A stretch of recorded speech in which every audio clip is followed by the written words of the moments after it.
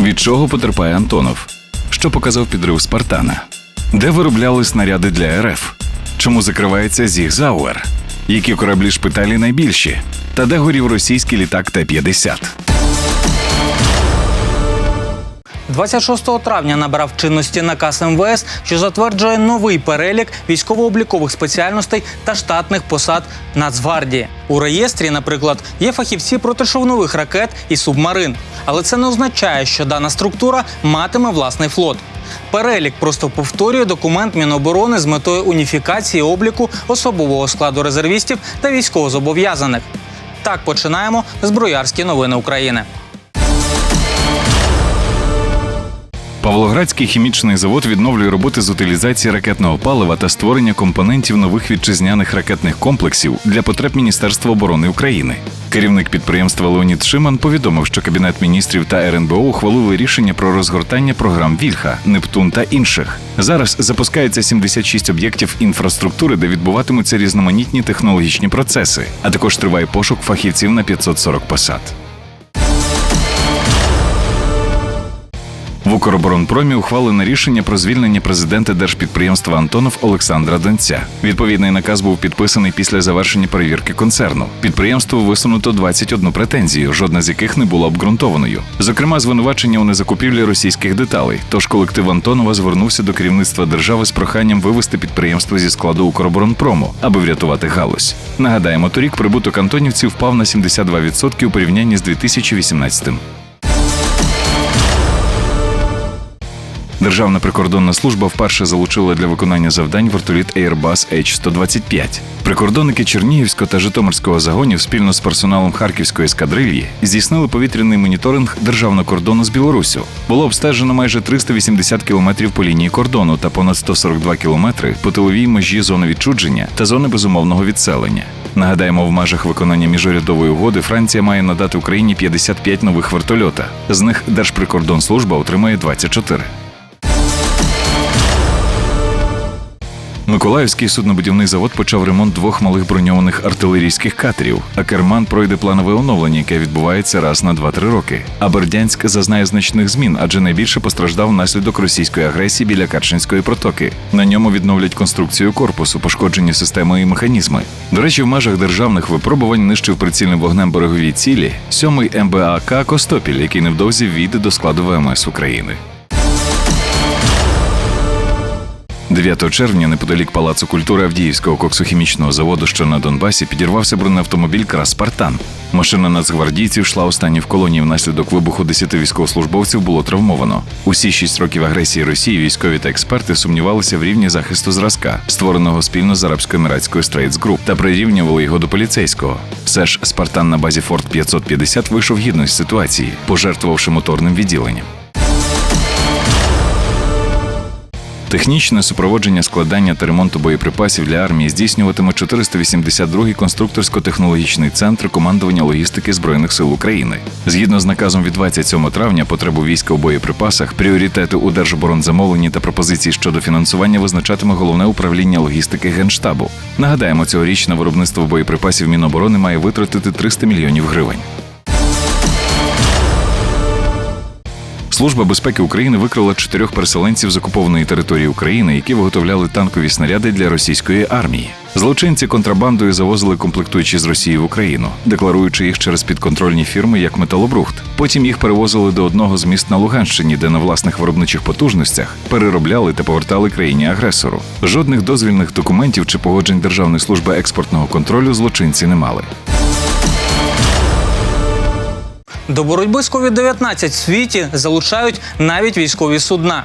В Україні приймати хворих готовий санітарний катер «Сокаль». А росіянам від Радянського Союзу дісталося аж 4 шпитальних судна проєкту 320. Одне з них вже порізали на метал. поки решта догниває у портах, ми розповімо про найбільші та найсучасніші медичні кораблі світу.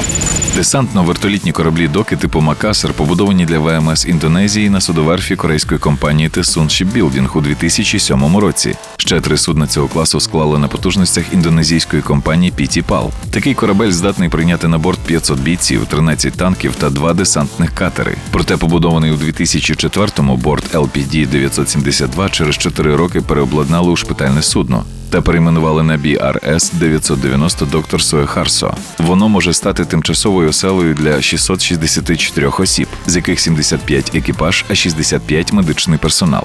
Повна водотонажність корабля класу «Макасар» – 11 394 тонни, а довжина – 122 метри. Максимальна швидкість – 16 вузлів, а на 12 судно здатне подолати 8600 морських миль.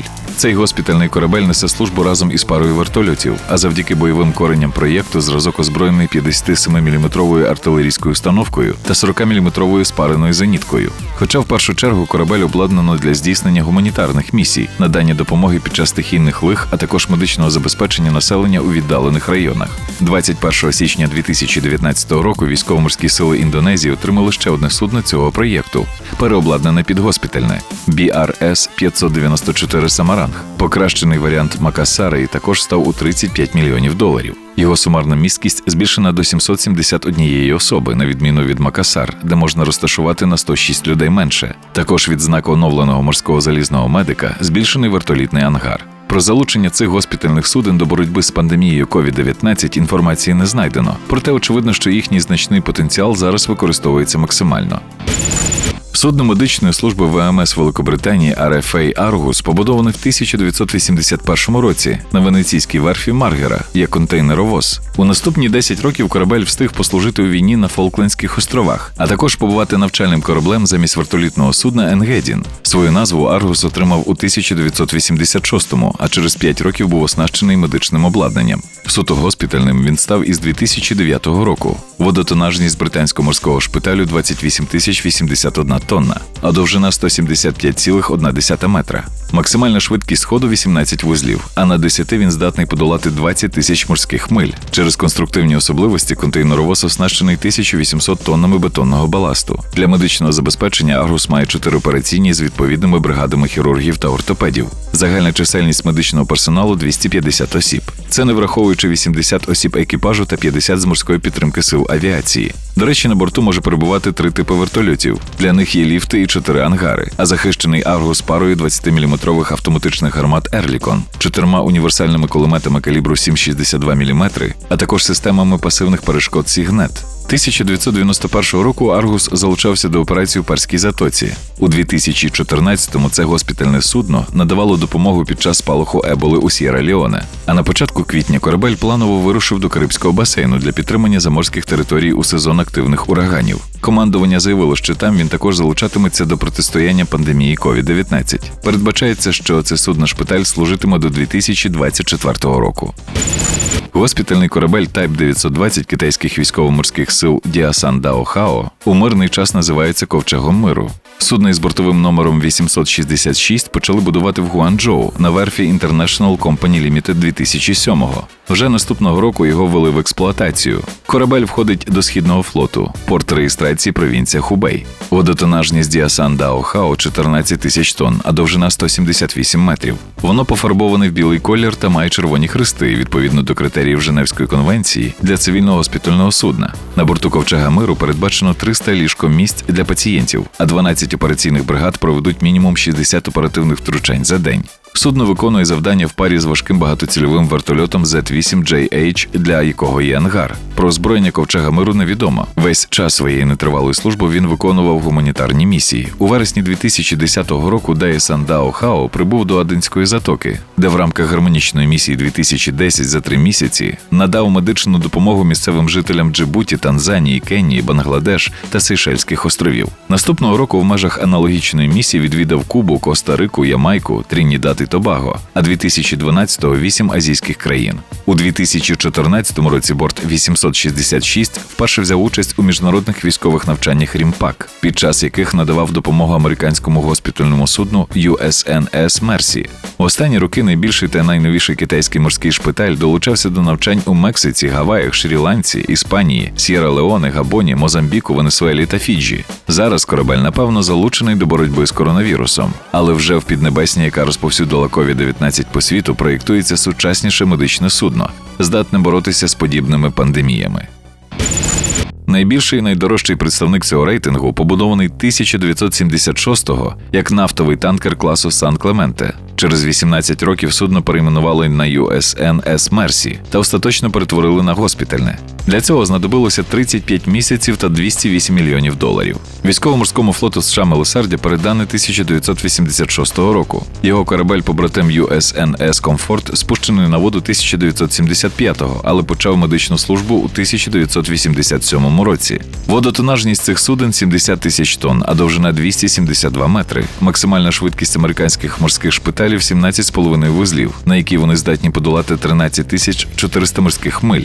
Мерсі та Комфорт обладнані вертолітною палубою, а також можуть приймати пацієнтів з моря. Всередині розташований повноцінний шпиталь на 1000 ліжкомісць, 12 операційних, а також 80 ліжок інтенсивної терапії. До інфраструктури входять лабораторії, аптека, банк крові, морг тощо.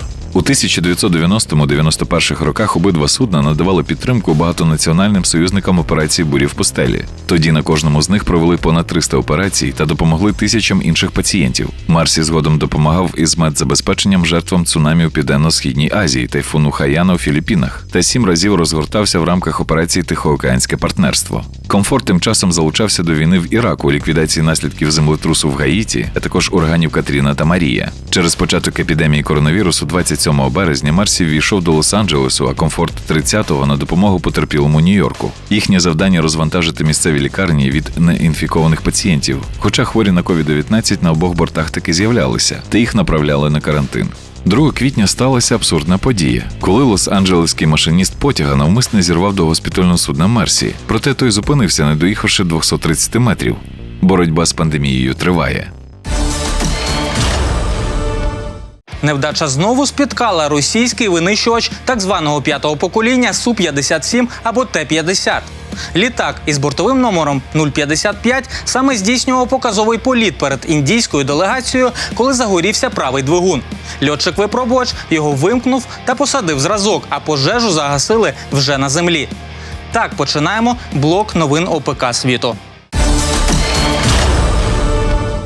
Відомий виробник стрілецького озброєння Sig Sauer закриває свої виробничі потужності у Німеччині. 130 співробітників заводу у місті Екернфьорд звільняють або переводять у інші підрозділи L&O Holding.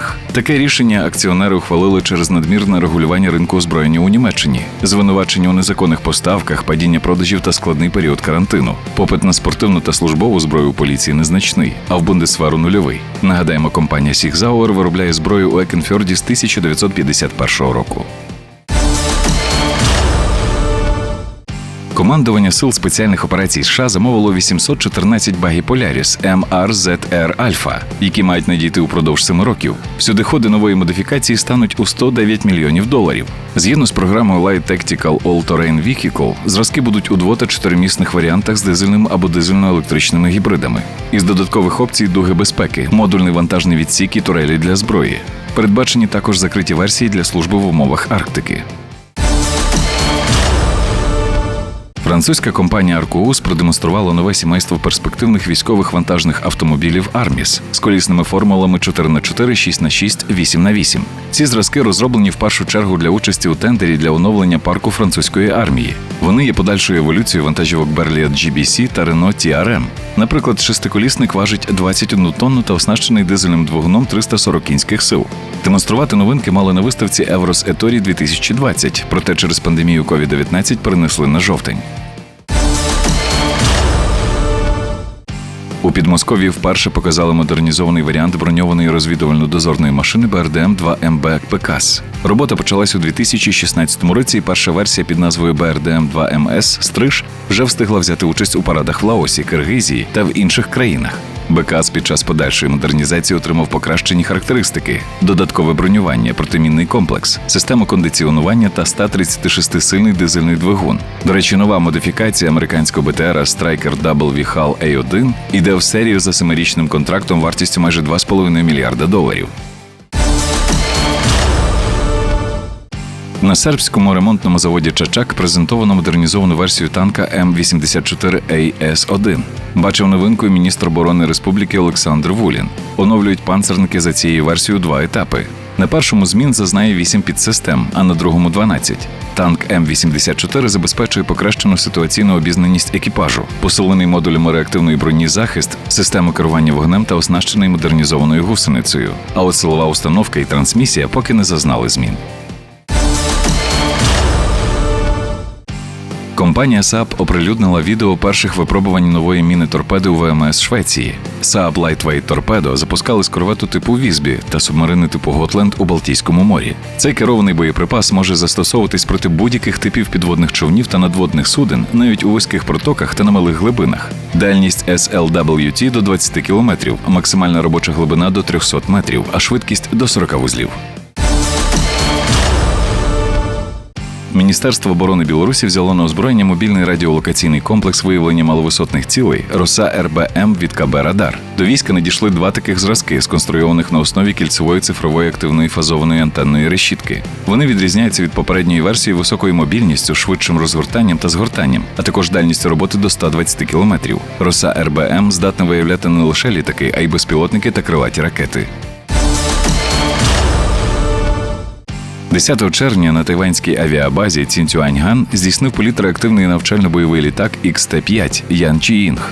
Хоча перший офіційний політ дослідного зразка, який розробляють з 2013 року, мав відбутись аж через 11 днів. Тим часом Boeing Defense виклав відео успішного дебютного польоту модифікації винищувача FA-18 Block 3 Super Hornet на заводі у штаті Міссурі.